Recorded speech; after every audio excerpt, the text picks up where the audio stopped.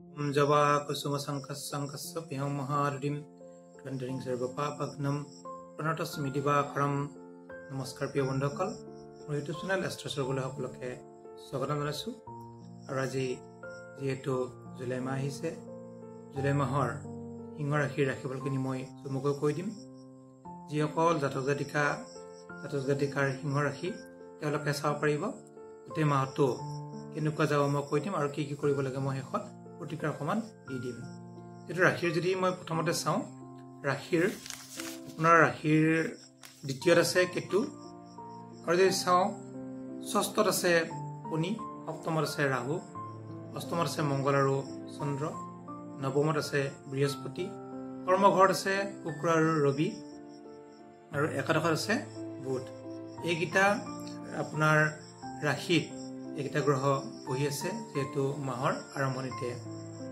এতিয়া আমি চাওঁ মই গোটেইকেইটা পাৰ্ট কৈ দিম ধুনীয়াকৈ আপোনালোকে বুজি পোৱাকৈ প্ৰথমতে আহিছো আপোনাৰ স্বাস্থ্য বা ৰাশিৰ অধিপতি ৰবি যিহেতু কৰ্মস্থানত আছে গতিকে কৰ্মস্থানত থকাৰ কাৰণে আপোনাৰ যিহেতু কেন্দ্ৰত থকাৰ কাৰণে কৰ্মপ্ৰাপ্তিৰ যুগ বাকী মই কৰ্মৰ ফালে মই পিছত কৈ দিম তথাপি আপোনাৰ স্বাস্থ্য হিচাপত গোটেই শুভ বুলিয়ে ক'ব পাৰি গোটেই মাহটো আপোনাৰ শুভ আৰু যিহেতু শুক্ৰৰ লগত আছে ৰবি শুক্ৰৰ লগত থকাৰ লগে লগে আপোনাৰ কি হৈছে স্বাস্থ্যগত কিছু মূৰৰ বিষ কেতিয়াবা হ'ব পাৰে তাৰ বাহিৰে বিশেষ তেনেকুৱা বেমাৰৰ যুগ দেখা নাই বা দেখা নাযায় যদি আমি ধনস্থানত চাওঁ ধনস্থানত যিহেতু কেতু বহি আছে এতিয়া কেতু যদি ধনস্থান বা থাকিলে বা তেনেকুৱা থাকিলে কিছু অশুভ ফল প্ৰদান কৰে কেতু কিন্তু অশুভ কিছু যদি চোৱা যায় ধন টকা পইচা ক্ষতি হোৱাৰ যুগ স্বাস্থ্য কিছু হানি হোৱাৰ যুগ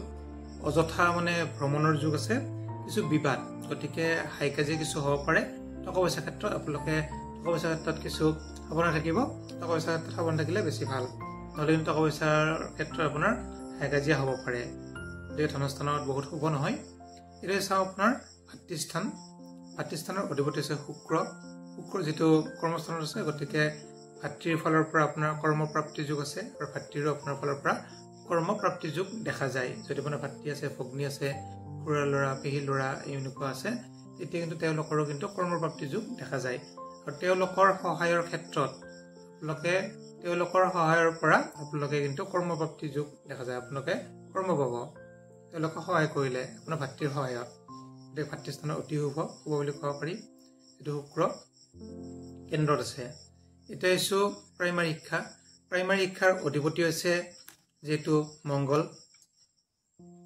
যদি চাওঁ আমি অষ্টমত আছে গতিকে প্ৰাইমাৰী শিক্ষাৰ ক্ষেত্ৰত কিছু অশুভ যুগ আছে যিসকল জাতক জাতিকাই প্ৰাইমাৰী শিক্ষা পঢ়ি আছে মেট্ৰিকলৈকে এইটো মাহত বহুত শুভ নহয় পঢ়া হৰা দুখ পোৱা কাটা চিঙা অপাৰেশ্যন যুগ এইবিলাক মানে অলপ যুগ দেখা যায় মংগল যদিও স্বগৃহী নিজৰ ঘৰত আছে তথাপিও কিন্তু অষ্টমত আছে আৰু লগত মানে চন্দ্ৰ আছে এতিয়া চন্দ্ৰ আৰু মংগল একেলগে থাকে পাপ চন্দ্ৰ হ'লে কি হয় চন্দ্ৰটো কিছু অশুভ হয় গতিকে পাপ চন্দ্ৰৰ কাৰণেও কিছু অশুভ ফল প্ৰদান কৰিব চন্দ্ৰ আৰু মংগলে মংগল যদি আমি প্ৰাইমাৰী শিক্ষাৰ ক্ষেত্ৰত চাওঁ আপোনালোকে যিহেতু কাটা চিঙা দুখ পোৱা যুগ আছে সাৱধানে চলিব আপোনাৰ ল'ৰা ছোৱালীৰ যদি সিংহ ৰাশি সাৱধানে অলপ চলাব অকল ছাত্ৰ ছাত্ৰীৰ কাৰণে বাকী ক্ষেত্ৰত কিন্তু ইমান বেয়া নহয় এতিয়া হৈছে উচ্চ শিক্ষাৰ অধিপতি হৈছে বৃহস্পতি যিহেতু নৱমত আছে ভাগ্যস্থানত যদি আমি চাওঁ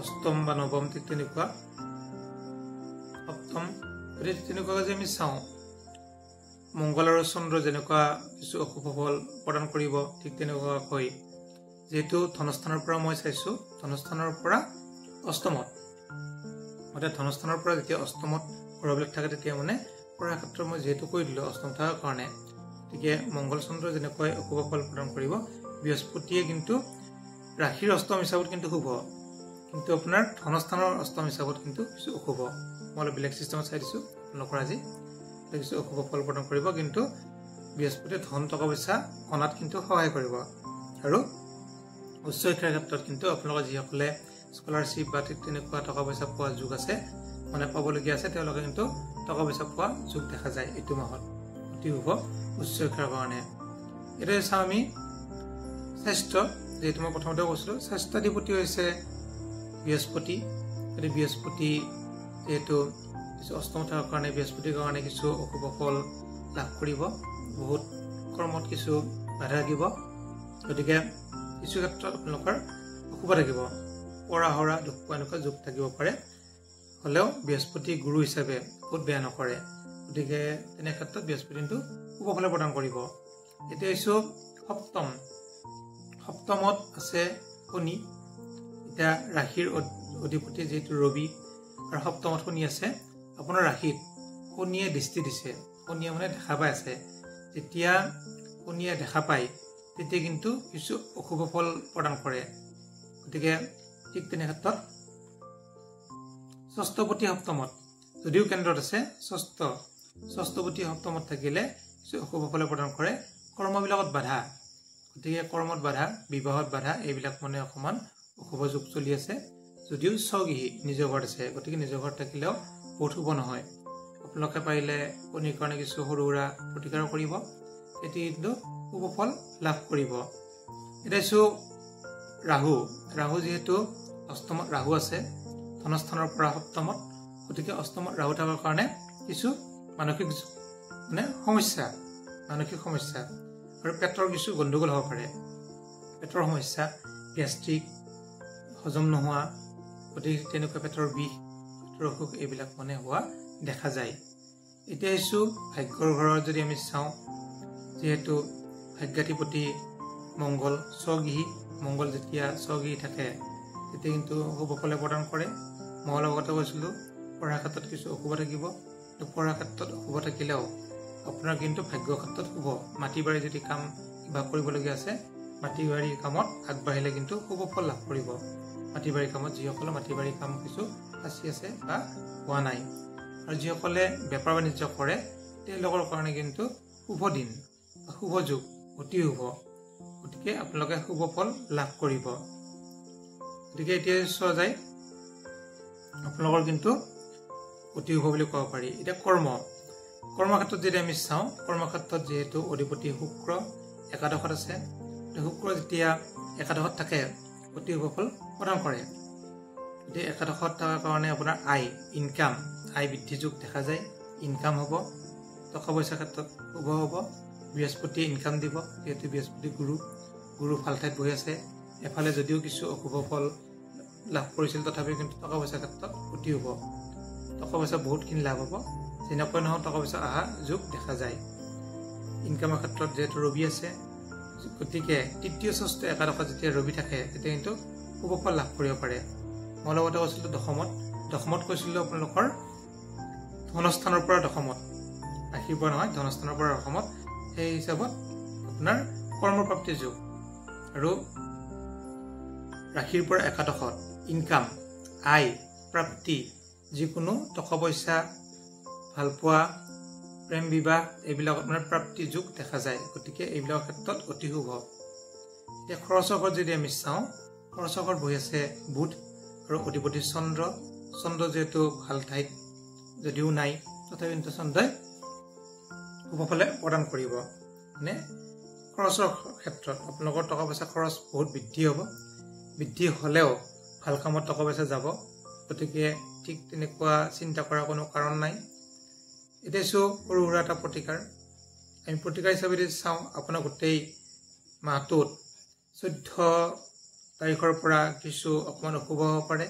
যিহেতু দ্বাদশত ৰবি যাব, তেতিয়া আপোনাৰ কিছু অশুভ হ'ব।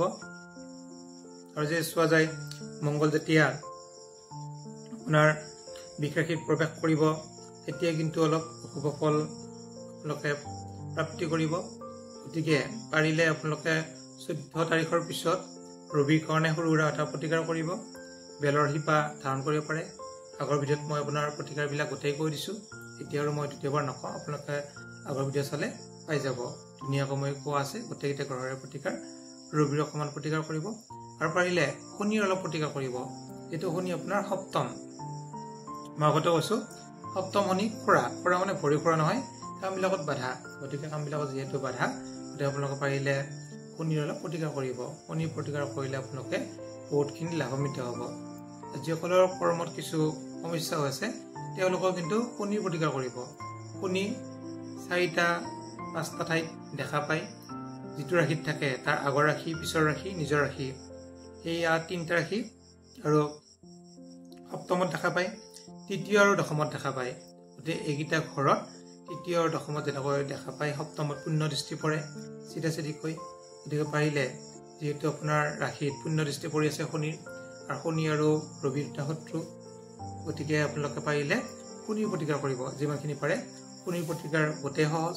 শনি মন্দিৰত যাব পাৰে, ঘৰত তুলসীৰ তলত চাকি দিব পাৰে তিলৰ তেলৰ, তেতিয়া শুভ ফল লাভ কৰিব। আৰু শনি মন্দিৰত গ'লে তিল তেল দান দিব পাৰে, তেতিয়া শুভ ফল লাভ কৰিব। আৰু যদি পাৰে ঘৰত তিল পিঠা, তিলৰ লাড়ু এইবিলাক দান দিব পাৰে, বা গোসাঁই স্থানত বঢ়াব পাৰে শনি নামত, তেতিয়া কিন্তু শুভ ফল লাভ কৰিব। গতিকে এইখিনি কৰিলে শুভ ফল লাভ কৰিব। যিসকল জাতক জাতিকাই মোৰ চেনেলটো নতুনকৈ আহিছে, আপোনালোকে ছাবস্ক্ৰাইব কৰি দিব, দৈনিক ৰাশিফলখিনি পাই থাকিব। আৰু যদি কিবা সুধিবলৈ থাকে তেতিয়া আপোনালোকে সুধিব পাৰে। আশাৰা পুষ্টি পুৰণি আপোনালোকে বিচাৰ কৰিব পাৰে। ধন্যবাদ।